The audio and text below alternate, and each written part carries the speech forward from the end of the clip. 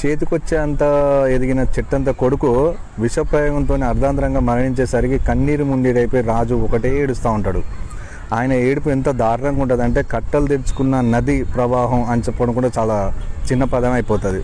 అంత గొప్ప రాజు అలా ఏడ్చేసరికి హృదయం దైవించిన నారద ముని తట్టుకోలేక యముని దగ్గరికి పోయి స్పెషల్ రిక్వెస్ట్ మీద ఒక 2 నిమిషాలు ఇలా అబ్బాయిని ఆత్మని ఇక్కడ పంపిస్తే ఈ రాజుగారి ఒక బాధకు సొల్యూషన్ నేను తీసుకొస్తా అని యముని అడిగితే సరే పంపిస్తాడనమాట. ఎందుకంటే నారద ముని మాట కాదనలేక ఆ ఆత్మ అక్కడికి రానే వస్తుంది. అప్పుడు రాజుగారితో ఈ నారదముని అంటాడు, మీ అబ్బాయి ఆత్మ వచ్చింది రాజుగారు, ఏమైనా మాట్లాడాలంటే కళ్ళు తుడుచుకుంటా సంబరపడిపోతా అంటాడు.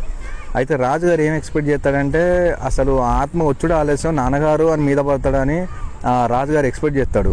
కానీ ఆత్మ పని చేయదు. ప్రశాంతంగా వచ్చి నిల్చొని నారదమునికి నమస్కారాలు, రాజుగారికి నమస్కారాలు అని మామూలుగా పెడుతుంది.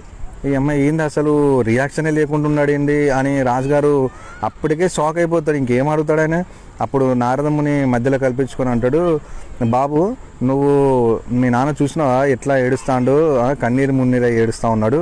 నువ్వు ఈ ఆత్మ ఉన్నావు కదా, ఇప్పుడు ఈ శరీరంలోకి నువ్వు కనుక ప్రవేశించినావు అనుకో, నీకు ఈ రాజ్యాన్ని పట్టాభిషిక్తం చేసి సుఖ సంతోషాలతో ఈ రాజ్యాన్ని నువ్వు ఏలుకోవచ్చు, మీ నాన్నగారి కోరికను తీర్చుకోవచ్చు, నీకు కూడా సుఖ సంతోషాలు బాగా దొరుకుతాయి అని నారదముని చెప్తాడనమాట ఆత్మకు. అప్పుడు ఆత్మ అంటది, ఎవరికి నాన్న, ఎవరికి కొడుకుని, ఈయనకి ఇప్పుడు కొడుకుని కావచ్చు, పోయిన జన్మల నాకైనా కొడుకు కావచ్చు, నేను అంతవనపు జన్మల కీటకన్న అయి ఉండొచ్చు, అంతవనపు జన్మల పశువుని అయి ఉండొచ్చు.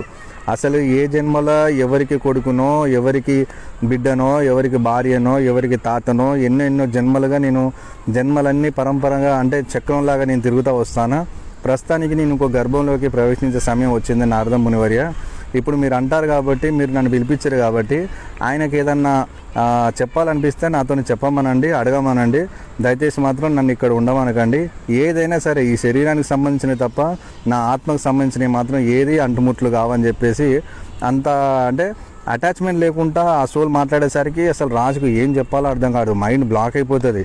అరే ఇన్ని రోజులుండి నా కొడుకు, నా బిడ్డ, నాది నేను అనుకున్నా కదా, అసలు ఇప్పుడు నా కొడుకే ఆత్మరూపంలో వచ్చి అసలు ఈయన ఎవరు అని అడుగుతానంటే ఏంది ఇది, అసలు ఏం జరుగుతుందనే విషయాల మీద ఆయనకు అవగాహన వస్తుంది అన్నట్టు.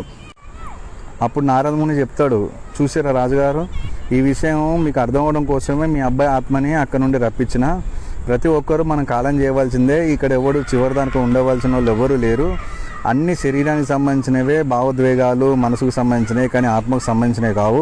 ఏదో ఒకరోజు మీరు కూడా కాలం చేసి అన్ని వదులుకొని ఈ విధంగా మీ అబ్బాయి అయినట్టే పోవాల్సిన వాళ్ళు అని ఆయనకు మోక్షప్రాప్త చెప్తా ఆయనకు ఒక మాట చెప్తాడు.